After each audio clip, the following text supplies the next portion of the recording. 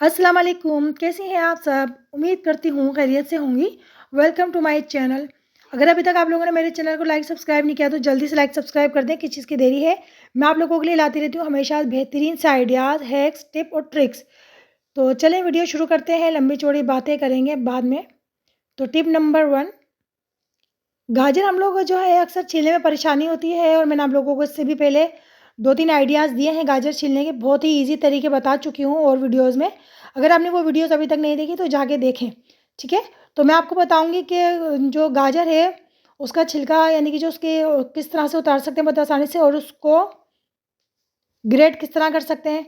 क्योंकि अक्सर ग्रेट करते वक़्त जो है ना हम लोगों के हाथ छिल जाते हैं, नाखून छिल जाते हैं। मेरे साथ भी कितनी बार हो चुका है कि जब मैं न जो है गाजर को छील रही होती हूँ, ये ग्रेट कर रही होती हूँ ना, तो मेरे हाथ जो है छिल जाते हैं और ख़ास तौर पे जो है उँगलियाँ और नाखून तो बिल्कुल ही जो है छिल जाते हैं बहुत बुरी तरह से, क्योंकि जो ग्रेटर होता है इसके ब्लेड बहुत तेज़ होते हैं, ठीक है?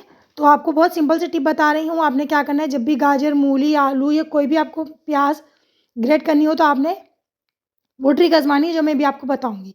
इससे पहले अभी आप देख लें कि मैं गाजर को फ़ोर्क की मदद से कितनी आसानी के साथ जो है छील रही हूँ। तो अगर आपके पास नाइफ़ नहीं है या नाइफ़ आप इस्तेमाल करना नहीं चाहती, ठीक है?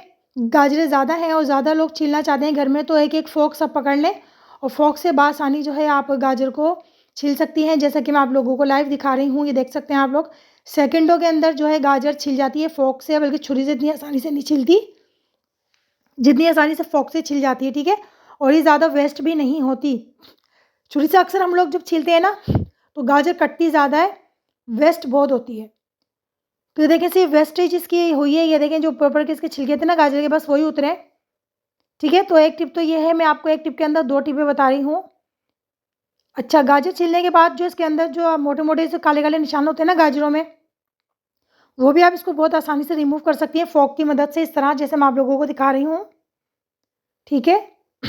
अभी गाजरें आई हुई हैं, गाजरों का सीज़न है, तो खूब आप गाजर का हलवा बनाएँ, गाजर्स की रेसिपीज़ बनाएँ। अच्छा, मैं आपको ग्रेट करके बताती हूँ किस तरह से आपने जो है करना है जिससे आपका हाथ ज़ख्मी ना हो और सेफ्टी के साथ आप गाजर को कद्दूकस कर सकें, ठीक है? तो इस तरह से आपने फ़ोर्क में गाजर का पिछले वाला जो हिस्सा होता है उसको इस तरह से फँसा लेना है और इस तरह से आपने कद्दूकस करना है। देखते रहें आप लोग, अगर सामने कर रही हूँ, कोई पीठ पीछा नहीं है।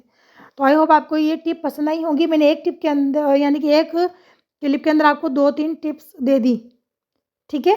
देखिए कितनी आसानी के साथ ये ग्रेट हो रही है। मैं आप लोगों को दिखाती हूँ अभी।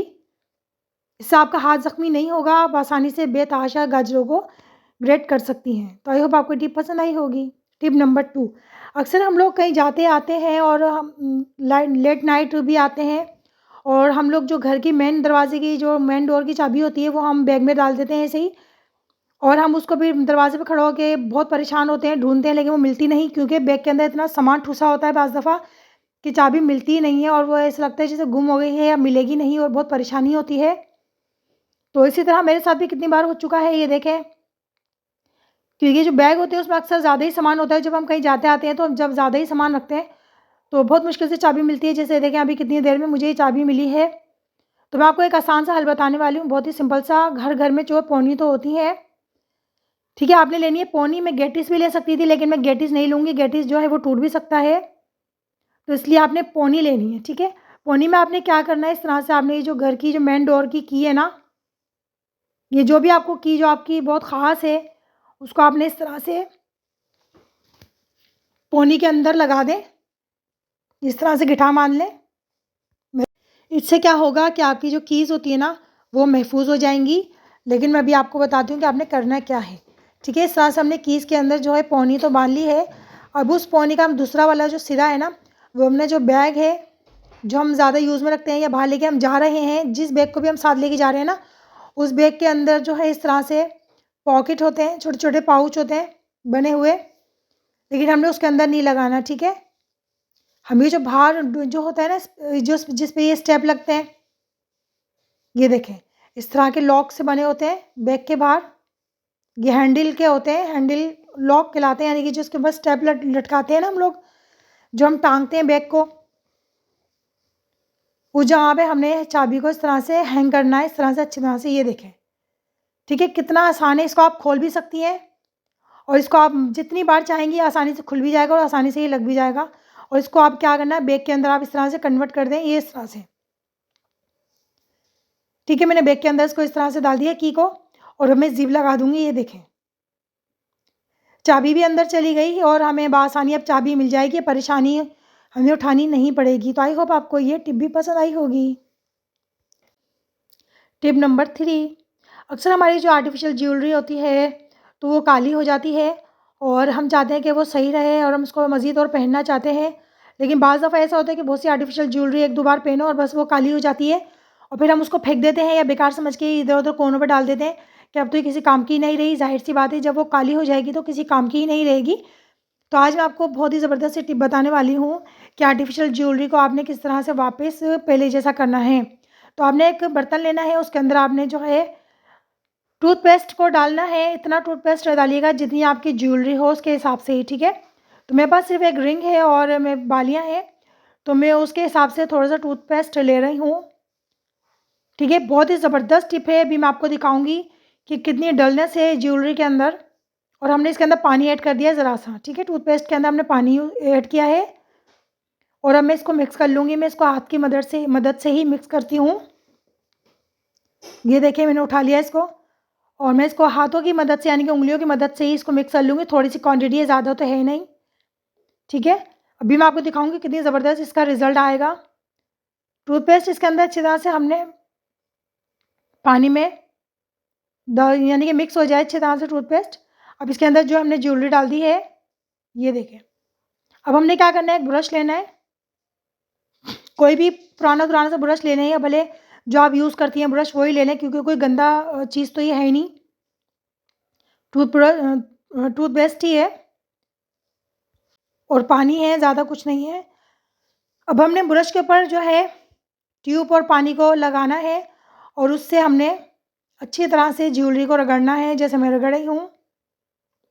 जो इसके पार्ट काले हो गए हैं ज़्यादा, उनको ज़्यादा आप रगड़िएगा।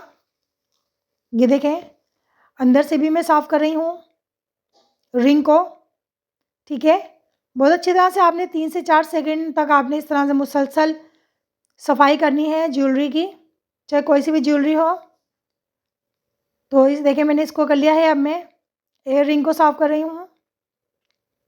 ये भी डल हो गए थे बहुत, इसमें चमक जो थी वो ख़त्म हो गई थी, लेकिन अभी जो मैं ये रेमेडी कर रही हूँ ना, ये बहुत ज़बरदस्त रेमेडी है। ये चमक वापस आ जाएगी और ये फिर से नए से लगेंगे, ठीक है। मैं इसको अच्छी तरह से देखिए तीनों को मैंने अच्छी तरह से ब्रश की मदद से रगड़ लिया है। अब मैं इसको सादे पानी से वॉश करूँगी आप लोगों के सामने ही, ठीक है। ये देखिए, मैंने हाथ में ले लिया है सामान और अब मैं सादे पानी की मदद से आपके सामने ही देखें वॉश कर रही हूँ। ये देखिए, सादा पानी है, इसको मैंने धो लिया है। अब आप लोग देख सकते हैं इसकी चमक। मैं इसको अभी कोई साफ़ भी नहीं कर रही, कोई किसी कपड़े से, किसी टिश्यू पेपर से, देखिए मैंने साफ़ भी नहीं किया, डायरेक्ट मैं आप लोगों को दिखा रही हूँ। ये देखें क्या शाइनिंग मार रही है ना, चमक देखें, आप सिर्फ चमक देखें कितनी ज़बरदस्त तरीके से ये साफ़ हो गई है। इसी तरह से आप घर की सारी आर्टिफिशियल ज्वेलरी को साफ़ कर सकती हैं। ये देखें, ये रिंग कितनी चमक रही है। ये देखें, मैं पहन के दिखाती हूँ। ये देखें कितनी ज़बरदस्त लग रही है ना, बिल्कुल नई हो गई।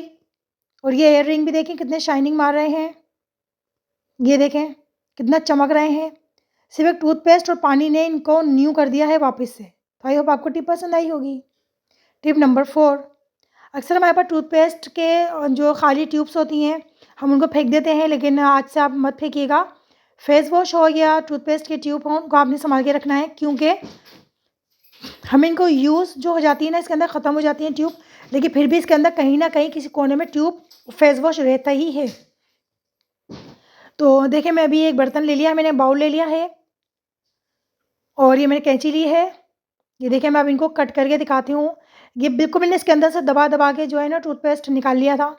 ये देखिए बिल्कुल पिचका हुआ है ये, लेकिन इसके बावजूद भी इसके अंदर कहीं ना कहीं टूथपेस्ट मौजूद होगा, जिसको हम फिर से यूज़ में ले सकते हैं और बहुत ही ज़बरदस्त यूज़ में लेंगे, ठीक है। तो मैं इसको कट कर लेती हूँ साइड में से, ताकि मैं आप लोगों को अच्छी तरह से दिखा सकूँ कि इतना टूथपेस्ट निकालने के बाद भी इसके अंदर थोड़ी बहुत क्वांटिटी रहती ही है और हम उसको भी यूज़ करेंगे, उसको भी नहीं फेंकेंगे।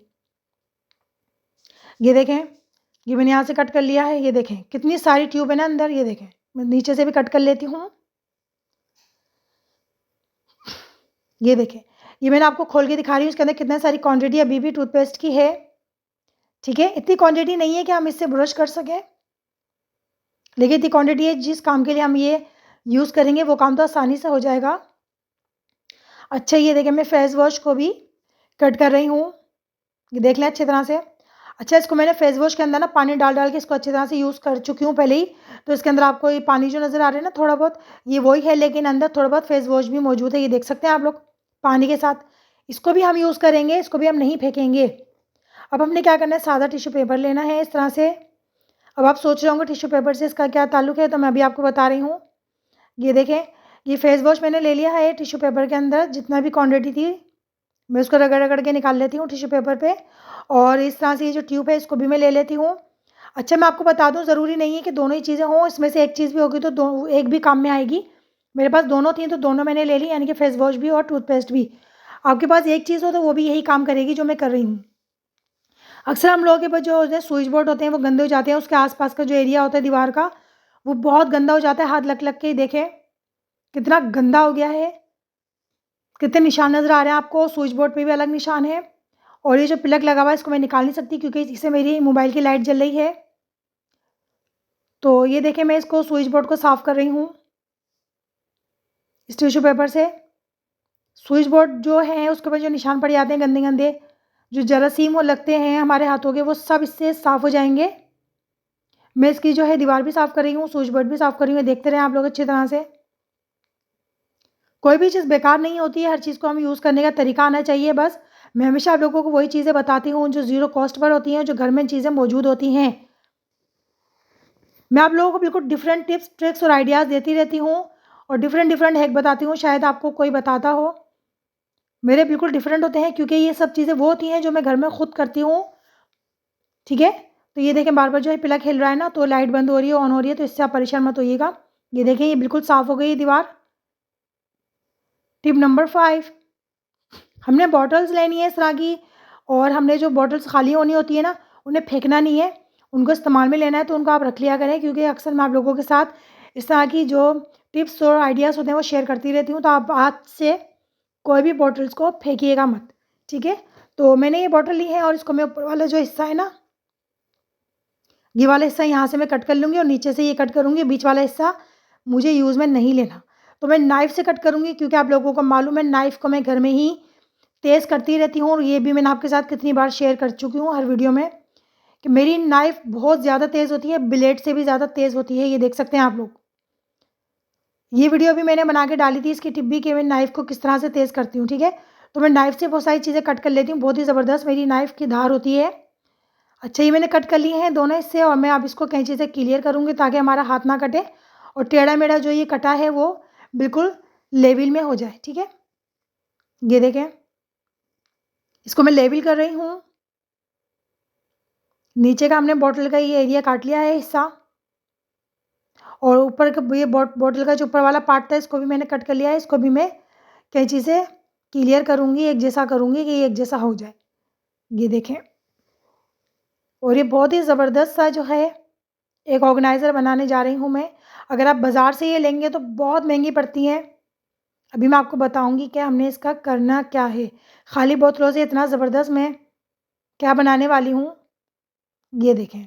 ये कट करके मैं इसको हटा देती हूँ कचरे को। ये देखें जी, कितनी ज़बरदस्त सी बॉटल तैयार हो गई है।